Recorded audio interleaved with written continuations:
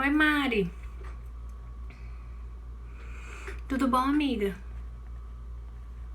Boa noite pra vocês. Oi, Aline. Tu conseguiu, amiga? Deve estar com o bebê pendurado aí nos teus peitos, né? Minha gente. Alô? Ei, Erciludes. Vi teu texto, vai ser publicado lá no Migs, viu? Muito bem. Vamos orar pra gente começar, meninas? Que oração aí, hein, povo? Me diz aí, eu tô sem relógio nenhum, só o do meu celular, mas eu não tenho como coisar porque eu tô com ele, né, usando. Vocês sabem dizer? Olha aí pra mim. Eu tô com o meu computador aqui. Ah, são 6h32, é que eu achei que eu tivesse entrado antes. Ok, muito bem. Vamos orar, né, pra gente começar, tá?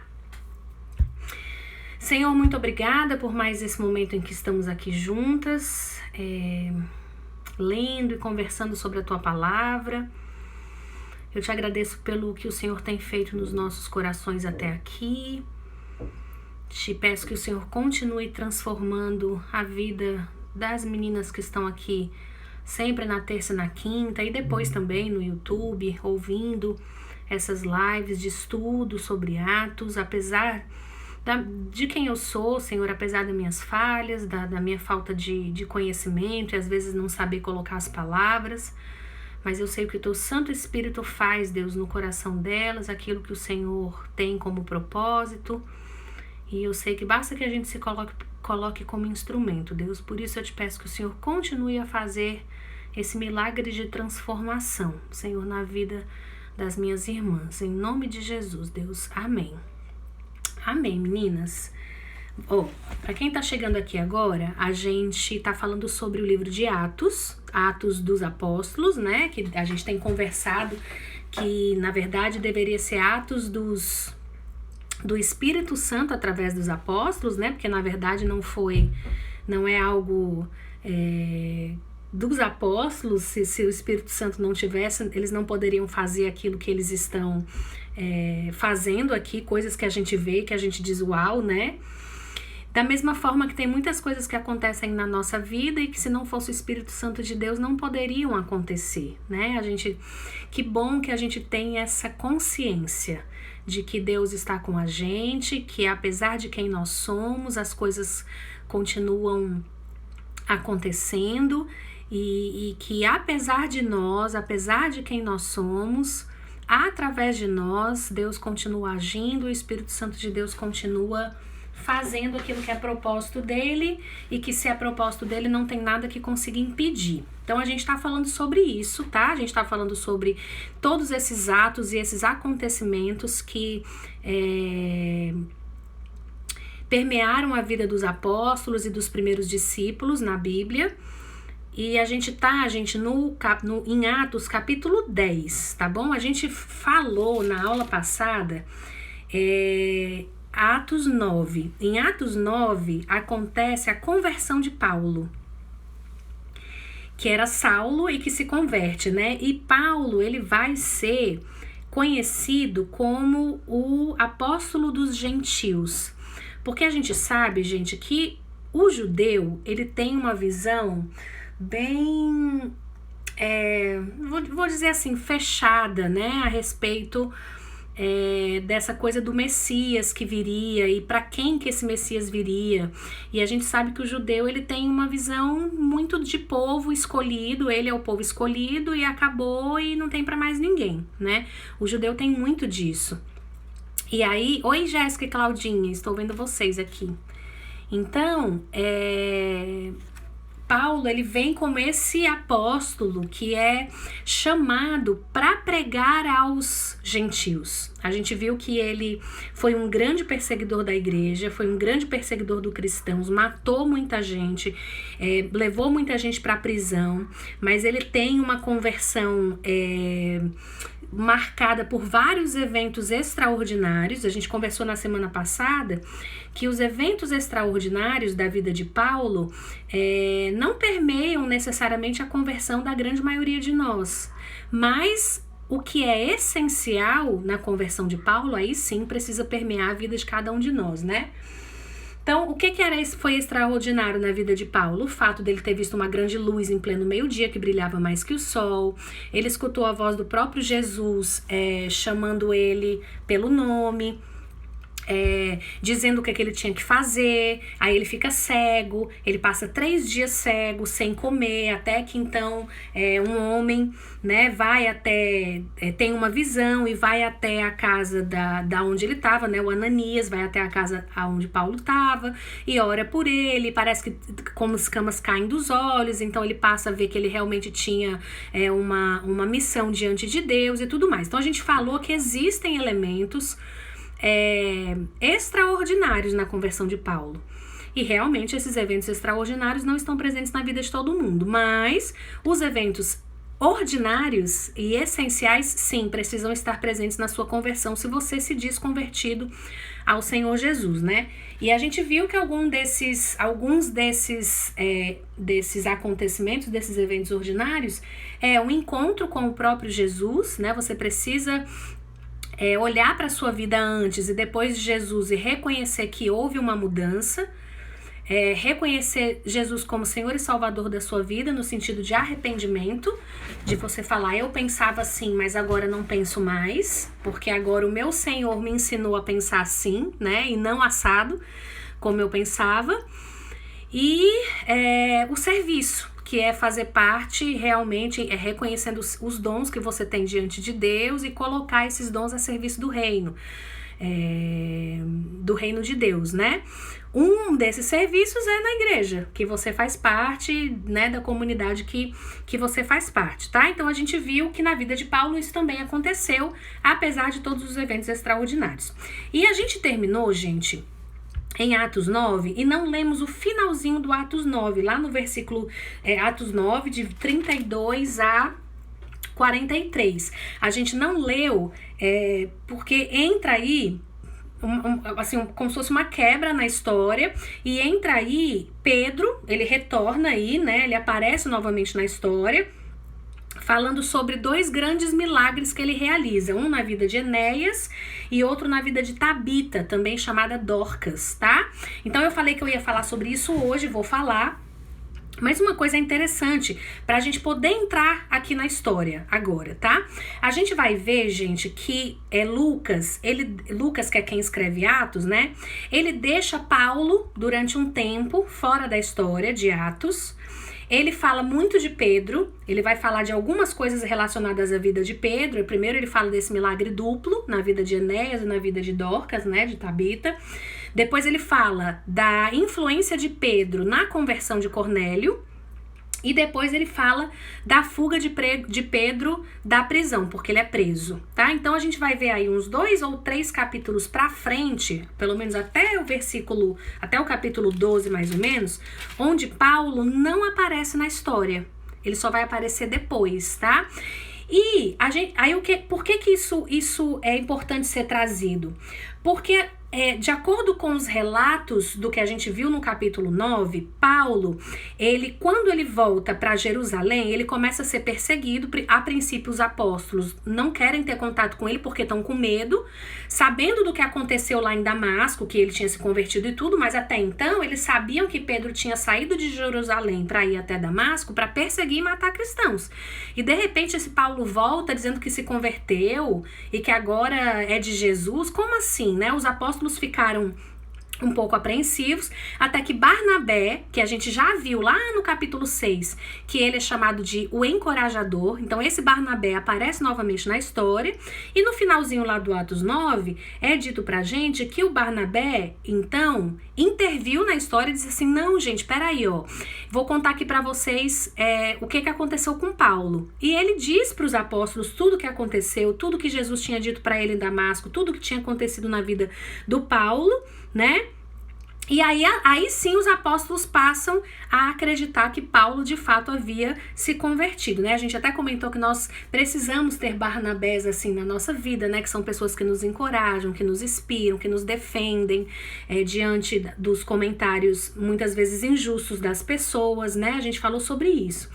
E aí, lá no capítulo 9, diz que ele começou então, Paulo, a pregar corajosamente em Jerusalém, mas que os judeus de fato fala grega pensavam em matá-lo e que por causa disso os irmãos, né, as pessoas, os discípulos ligados a Paulo, o levaram para Cesareia e o enviaram para Tarso. E a gente vai ver mais na frente que Paulo explica que ele ficou de 7 a 8 anos em Tarso. Assim, um pouco fora da história.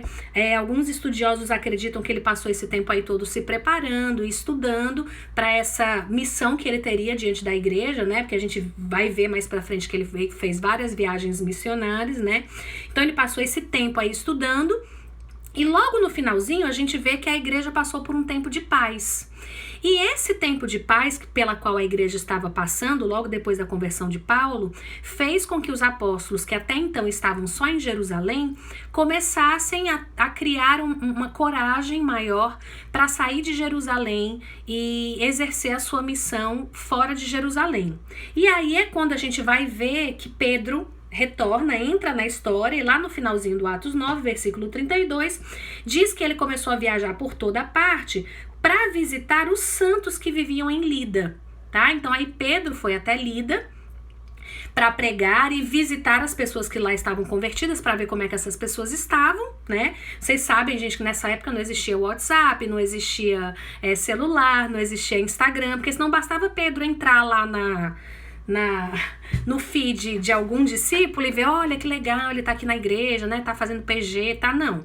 Ele não tinha isso, então ele precisou ir realmente a pé até Lida para saber como é que os irmãos lá estavam vivendo, tá? E aí é quando ele chega em Lida e lá diz que ele encontrou um paralítico Enéas, que estava paralítico há 8 anos. Ele ora e em nome de Jesus cura esse paralítico.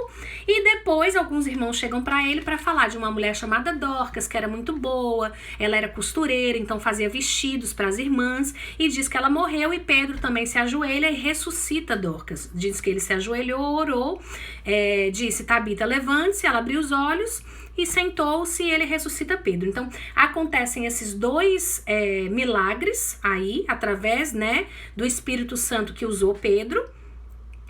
E aí o capítulo 9 termina dizendo que Pedro ficou em Jope, que hoje é a região ali oh meu Deus, me deu um branco agora. Tel Aviv, tá certo? Ficou em Jope durante algum tempo com um curtidor de couro chamado Simão.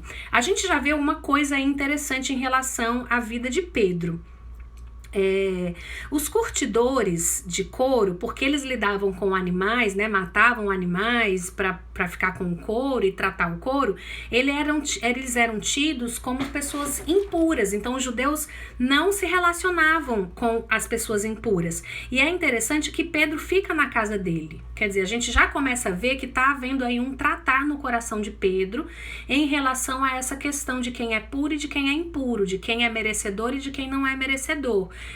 Uma certa trabalho de Deus na vida de Pedro em relação à acepção de pessoas que ele fazia por ser judeu, tá? E a gente vai ver isso exatamente na conversão de Cornélio, que não era judeu. Cornélio foi o primeiro gentil a se converter ao cristianismo, tá? Então, para quem tá assistindo e não sabe, gentil é todo aquele que não é judeu. Então, por exemplo, eu não sou judia, eu sou gentia, tá certo? Diante de Deus.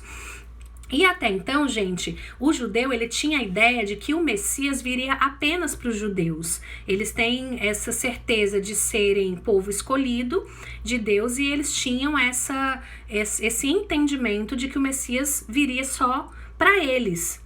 E graças a gente vê, claro, ao longo de toda a Bíblia, Antigo Testamento e tudo, que esse nunca foi o plano essencial de Deus. Lá no chamado de Abraão, a gente já vê Deus dizendo, olha, eu vou fazer com que você seja uma bênção para todas as nações. Então Deus já tinha em Abraão essa ideia de que ele era o Deus para todas as nações, mas o judeu ele sempre teve essa ideia muito restrita da messianidade, né, de que esse Messias viria para salvar apenas o povo judeu, tá? É tão interessante isso, gente, assim, a forma como os judeus vivem ainda hoje de uma forma muito fechada. Eles não permitem, né, que eles, se, por exemplo, um filho não pode se relacionar com pessoas que não são não judias, né? Eu tô falando aqui do judeu ortodoxo, tá? Aquele judeu que a gente vê realmente que anda com aqueles cachinhos, chapelão e tudo mais. Tem até um filme, gente, bem interessante deixa eu pegar aqui pra vocês, deixa eu mostrar a foto, no Netflix, que vale a pena vocês verem, ó. É esse aqui. Não sei se vocês estão conseguindo ver. Chama Unorthodox, o nome do filme, ó. É esse aqui. Tá vendo, ó? Tá? Unorthodox, o nome do filme. Dá pra vocês verem aí, ó, lá em cima. Ok? Ele é um filme bem interessante. Na verdade, não é um filme, é uma série, tá? Mas são pouquinhos capítulos, é uma série que começa e termina. E fala exatamente sobre uma menina que vive entre os Hassides, que são judeus bem ortodoxos, em Nova York, na região do Brooklyn. E ela foge da família, tá? É bem bacana, vale a pena vocês assistirem. Ela foge pra Alemanha, se eu não me engano. E é bem assim, bem emblemático a forma como eles vivem entre eles e só para eles, tá? Então existem grupos de judeus ainda hoje que vivem dessa forma. A gente tem até uma história bem engraçada, quando a gente esteve em Jerusalém, nas 2 vezes que a gente teve uma história engraçada. Na primeira, eu não estava presente, mas um grupo de amigos que eles foram andar pelas ruas de Jerusalém, e é muito tranquilo, gente. Jerusalém é muito tranquilo. É uma cidade linda e tudo, mas tem alguns bairros, algumas ruas bem fechadas, onde esses judeus ortodoxos vivem, e nessas ruas existem placas enormes na entrada da rua dizendo: você, gentil, turista, não é bem-vindo, por favor, não entre, tá? Então a gente respeita e é dito para que a gente realmente não entre. Só que um grupo de amigos foram passear em Jerusalém de noite, andar, não viram a placa e entraram na rua. Acho que a Aline tá colocando a mãozinha aí, ela tava, né? Eles entraram na rua, não viram essa placa, né? Eles entraram na rua meio que para cortar caminho, para voltar pro hotel. E de repente eles começaram a ver um grupo de judeus com pedra na mão. A Aline, eu me lembro que colocou que tava com um escarpão enorme, alto, vermelho, com uma calça de couro. Eu sei, amiga. E eles começaram a pegar pedra, começaram a cuspir no chão. As mulheres começaram a virar a cabeça pra parede, pro muro, pra não olhar pra eles, e começaram a xingar e tudo mais. Então, eles a princípio começaram a rir porque acharam que era brincadeira, só que não era brincadeira nada, né? E foi uma história super engraçada. E quando a gente foi um ano atrás, 2 anos atrás, né, que a gente foi a segunda vez, no caso eu e o Mário, a gente também voltando pro hotel, o Mário quis fazer cortar a rua, e a gente passou por um bairro muito fechado de judeus ortodoxos, e eu notava assim que na rua a gente vinha caminhando, e de repente eles vinham, quando eles olhavam pra gente, eles baixavam a cabeça e trocavam de rua. E eu falava, gente, que esquisito. E gente, me deu uma crise de riso. Eu comecei a rir. Vocês já me viram rindo? Então, eu sou um pouco escandalosa. E o Mário dizia, cala a boca. E eu rindo, morrendo de rir. Não conseguia parar de rir. E os judeus tudo olhando pra gente, se escondendo também, trocando de rua. Então, assim, e a guia falou pra gente, ela falou, olha, ainda bem que não era verão, porque no verão a gente anda assim, né? De alcinha. E eles disseram, se vocês não tivessem entrado lá no verão, e às vezes com blusas que não sejam de manga, que não cubram o pescoço, não sei o que, leva pedrada mesmo, certo? Então, assim, a gente... foi por onde vocês passaram, Aline, obviamente.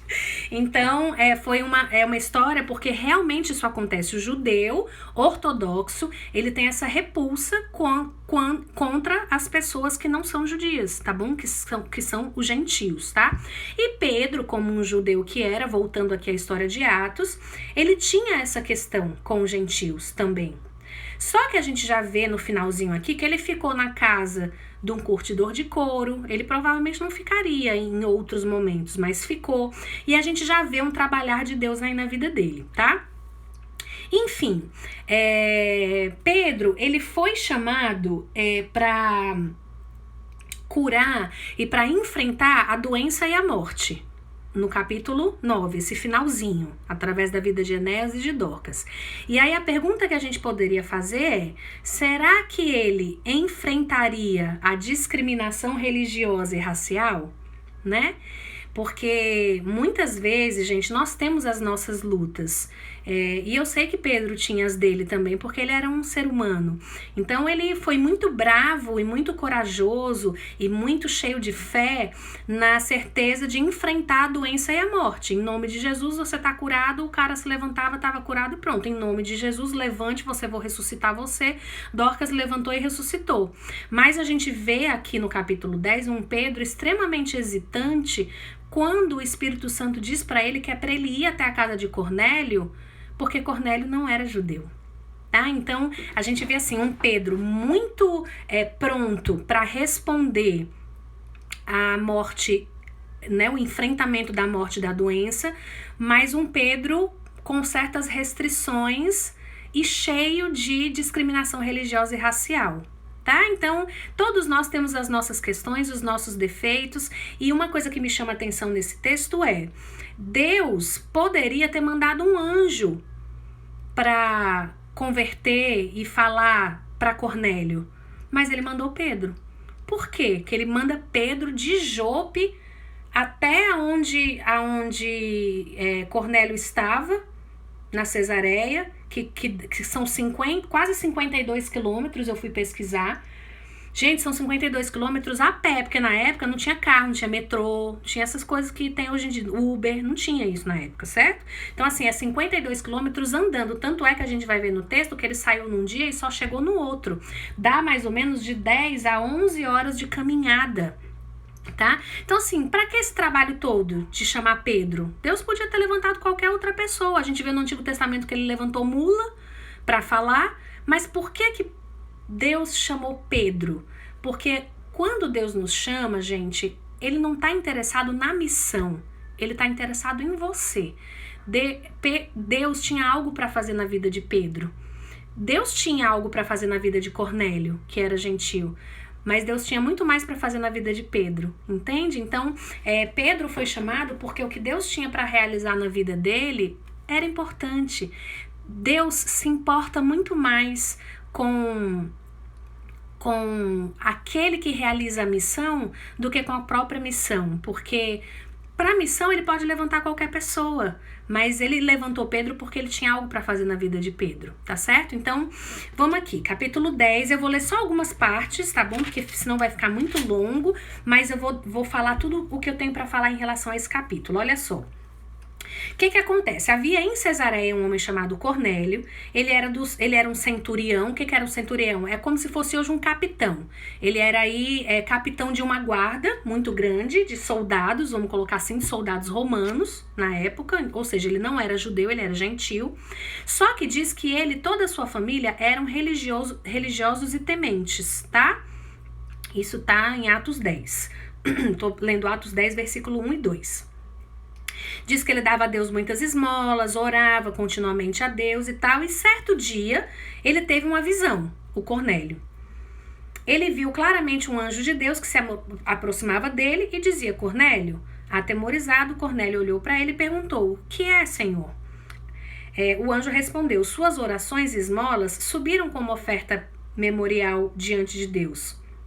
Agora, mande alguns homens a Jope para trazerem um certo Simão, também conhecido como Pedro, que está hospedado na casa do Simão, o curtidor de couro que fica perto do mar. Lá em Jerusalém, gente, a gente vai até Jope e conhece a casa do curtidor de couro, tá? É um passeio bem interessante.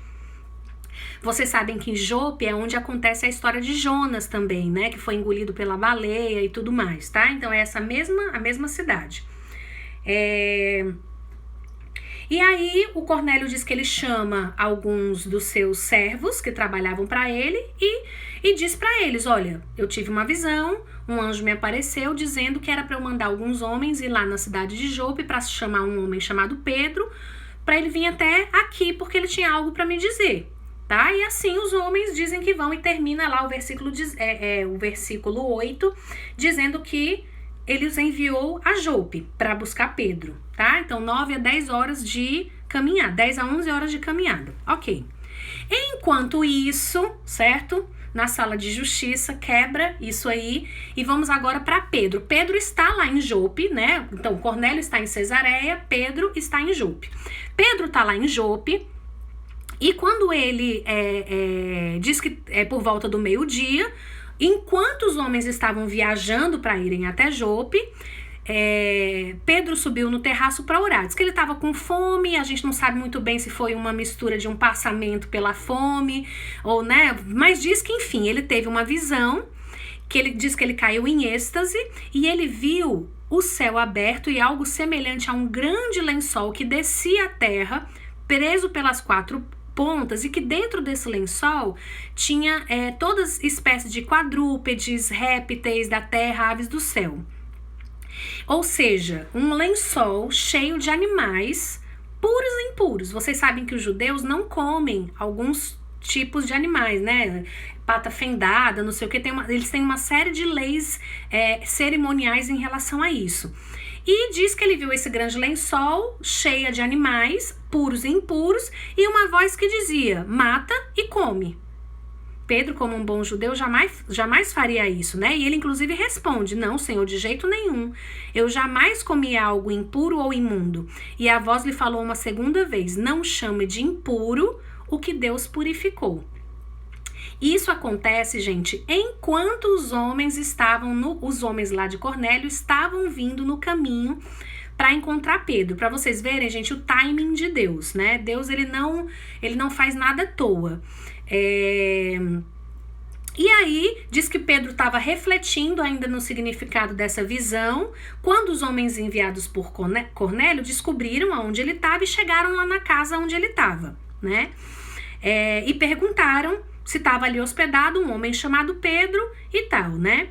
Enquanto Pedro ainda estava pensando na visão, aí diz que o Espírito Santo diz para ele: ó, Pedro, 3 homens estão procurando por você. Você vai descer, né?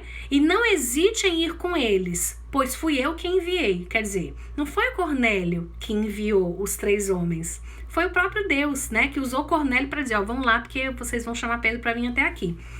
Essa palavra, gente, não hesite em ir com eles, tá? Foi mal traduzido. Não é que foi mal traduzido, mas é que eu já falei isso aqui. No português, o nosso português, ele é muito pobre, às vezes, para traduzir algumas palavras que no grego ou no hebraico, né, são muito ricas. Então, essa palavra que não hesite significa, na verdade, sem distinção. Não faça distinção e vá com eles, porque fui eu que enviei. Porque até então Pedro não iria, eles não eram judeus, eles estavam chamando ele para quê, tá? E aí diz que Pedro desceu e falou: eu sou quem vocês estão procurando, né? Por que vocês vieram? Por que vocês estão aqui me procurando? E eles disseram: a gente veio da parte do Cornélio, que é centurião, que é um homem bom, justo, temente a Deus, tal, respeitado entre o povo judeu, e a gente quer que você vá lá. Só que como era uma viagem muito longa, não dava para fazer um bate e volta no mesmo dia. Então diz que Pedro os convidou para entrar e eles dormiram lá. Pedro os hospedou e só no dia seguinte é que Pedro partiu com eles e alguns irmãos de Jope. A gente vai ver lá na frente que foram 6 pessoas, tá? Então era Pedro, os 3 homens que Cornélio tinha enviado e mais 6 pessoas. Porque Paulo conta essa história novamente e ele fala, Pedro conta essa história novamente lá na frente, e eles falam que eram 6 irmãos, tá? Que acompanharam Pedro para voltar até Jope, onde Cornélio estava. E diz que assim que o Cornélio vê Pedro, diz que ele se prostra diante dele e o adora. E Pedro o repreende. Pedro diz: não, se levante porque eu sou um homem como você. E aí uma coisa muito interessante, gente, que Pedro, ele repreende essa primeira ato inadequado de Cornélio, né, de se prostrar diante dele. Ele diz: não, porque Cornélio sabia quem Pedro era e as coisas que Pedro já tinha realizado. Só que na realidade Pedro tinha uma grande consciência de que quem realizava isso não era ele, era o Espírito Santo de Deus. Então Pedro entende essa inadequação de Cornélio se prostrar diante de um homem. Nenhum homem, gente, nenhum homem, a não ser Jesus Cristo, merece que a gente se prostre diante deles. Porque, na verdade, todos os outros homens que já viveram podem ter sido homens muito bons, podem ter sido pessoas muito santas, no sentido de separadas, né? A palavra santa significa separada, mas nenhum homem é digno de adoração, a não ser o próprio Jesus, tá? Então, ele entende esse ato inadequado de adorar alguém, mas o que ele vai precisar entender mais pra frente é que também é inadequado rejeitar alguém, considerando essa pessoa imunda, né? Nem é adequado adorar alguém, colocando essa pessoa acima de si, né? E nem é adequado também tratar uma pessoa como lixo humano, como escória, porque todos nós somos iguais diante de Deus, entende? Então Pedro precisou entender isso nesse capítulo, nesse ato aqui que ele vai fazer, né? E diz que o Pedro chegou e diz pro Cornélio, né, olha, vocês sabem muito bem, eu tô no versículo 28, vocês sabem muito bem que é contra a nossa lei, essa palavra contra a nossa lei significa tabu, tá? Na tradução. É um tabu judaico associar-se a um gentil ou mesmo visitá-lo. Para você ver, os judeus nem entravam na casa de um gentil. Mas Deus me mostrou que eu não deveria chamar impuro ou imundo a homem nenhum. Quando Deus mostrou lá na visão do lençol que ele tem, né? Deus preparou todo o pano de fundo. Por isso, quando fui procurado, vim sem qualquer objeção. Posso perguntar por que vocês me mandaram buscar? Aí o Cornélio respondeu: há 4 dias eu estava em minha casa orando a esta hora, às 3 horas da tarde, e de repente apresentou-se diante de mim um homem com roupas resplandecentes que disse: Cornélio, Deus ouviu a sua oração e lembrou-se das suas esmolas. Mande buscar em Jope a Simão, chamado Pedro. Ele está hospedado na casa de Simão, o curtidor de couro que mora perto do mar. Assim eu mandei te buscar imediatamente e foi bom que tenhas vindo. Agora estamos todos aqui na presença de Deus para ouvir tudo que o Senhor te mandou nos dizer. Tudo que um pregador quer, né? Um grupinho de pessoas ali prontos para ouvir o que ele tinha para dizer. E aí, gente, Pedro, novamente, não é uma pessoa eloquente. A gente sabe que Pedro era um pescador, que mal sabia falar, né?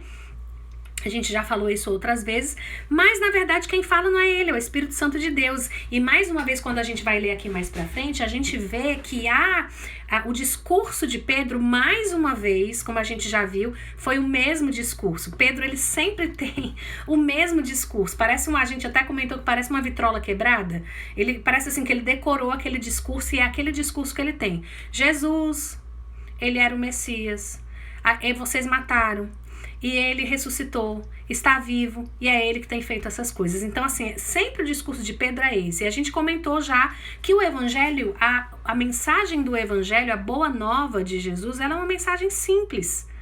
E muitas vezes a gente crê não é pela eloquência daquele que fala. A gente crê porque é Deus que nos chama, em primeiro lugar, né?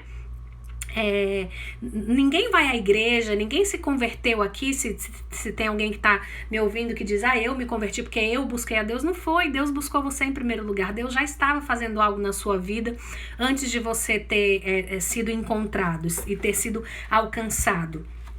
Então, Pedro prega essa palavra, né, que aí vocês vão ler, gente, tá lá do versículo 34 até o versículo 44, tá? Então é o discurso de Pedro, que eu não vou ler porque resumidamente é isso que eu falei, é sempre o mesmo discurso. Pedro sempre traz o mesmo discurso, tá?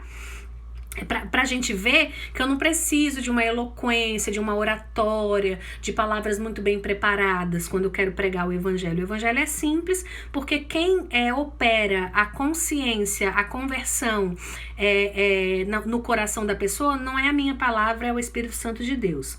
E aí, enquanto Pedro ainda estava falando essas palavras, o Espírito Santo desceu sobre todos os que ouviam a mensagem. E os judeus convertidos que vieram com Pedro ficaram admirados de que o dom do Espírito Santo fosse derramado até mesmo sobre os gentios, pois os ouviam falando em línguas exaltando a Deus. Então, é uma coisa muito linda a gente ver que Deus preparou esse pano de fundo para Pedro e para esses 6 homens que vieram com ele, que também eram gentios e que viram tudo aquilo que estava acontecendo, que o Espírito Santo se derramava, inclusive sobre aqueles que não eram gentios, né? Sobre mim e sobre você. Então ordenou que fossem batizados em nome de Jesus, e Pedro ficou com eles ainda alguns dias. Com isso a gente termina o capítulo 10. Provavelmente ficou com eles alguns dias porque eles eram homens, né? O Cornélio diz que ele era um homem cheio de Deus, ele era um homem muito temente a Deus e tudo. Mas interessante, né? Isso aqui, ele era temente a Deus, ele era um homem que buscava Deus. E por que Pedro precisou ir até lá se ele já buscava Deus, né? Porque, na verdade, as boas obras não salvam ninguém, né, gente? O fato de ser, eu sou uma pessoa muito boa, eu sou uma pessoa muito de Deus, porque eu faço boas obras, porque eu sou muito devoto a fazer caridade e não sou uma pessoa do mal, isso não gera salvação, tá certo? A salvação está em você professar o nome de Jesus Cristo como Senhor e Salvador, tá certo? Então, Pedro precisou ir até lá para falar desse Cristo que tinha morrido, que tinham matado, mas que estava vivo, que ressuscitou, estava vivo, e era ele que estava fazendo essas coisas e que tinha me mandado até aqui, Cornélio, para falar dele para você. Tá? Então, algumas lições que a gente aprende aí, que eu acho, aí eu queria ler inclusive aqui do livro, gente. Uma tá relacionada à unidade da igreja. Quem somos nós para fazer acepção de pessoas, ou para dizer que fulano ou ciclano tá salvo ou não tá, tem Deus ou não tem? A gente não tem esse poder de julgamento. Não podemos fazer acepção de pessoas, né? E na página aqui 220 eu grifei algo que ele fala que eu achei muito, muito legal. Ele diz assim, ó, porque se a gente for ler o capítulo 11, a gente vai ver que Pedro precisou dar explicações na igreja em Jerusalém, porque muitos judeus não aceitavam, diziam assim, como assim você foi falar de Jesus para um homem que não era judeu, um gentio, Cornélio? E Pedro tem que se explicar. Ele conta toda a história de novo, que ele foi chamado, que ele viu um lençol subindo e descendo, que esse lençol estava cheio de animais puros e impuros. Então ele tem que explicar a história inteira, porque alguns judeus não aceitaram isso, tá? Então, mesmo depois disso, o partido da circuncisão, né? Depois disso o quê? Depois de toda essa questão dessa explicação e tudo mais. O partido da circuncisão continuava sua propaganda e o Concílio de Jerusalém teve que ser convocado para resolver a questão. Tá? Isso em Atos 15, a gente vai ver em Atos 15 que o Concílio de Jerusalém teve que ser convocado para resolver. E aí, a salvação também é para os não judeus, é para o gentio também, tá? Eles precisaram convocar uma assembleia para discutir isso. E mesmo assim, esse feio pecado da discriminação continua reaparecendo na igreja em forma de racismo, preconceito de cor, e aí ele tá falando de hoje em dia, né? Nacionalismo, meu país esteja certo ou errado, né, em relação ao país, discriminação de tribos na África, por exemplo, de castas na Índia, esnobismo cultural e social ou sexismo, né, discriminação da mulher. Todo tipo de discriminação é imperdoável, mesmo em sociedades não cristãs. Na comunidade cristã, então, ela é uma obscenidade, porque ofende a dignidade do ser humano, e é uma blasfêmia, porque ofende a Deus, que aceita sem discriminação todo o que se arrepende e crê. Como Pedro, devemos aprender que Deus não faz acepção de pessoas, certo?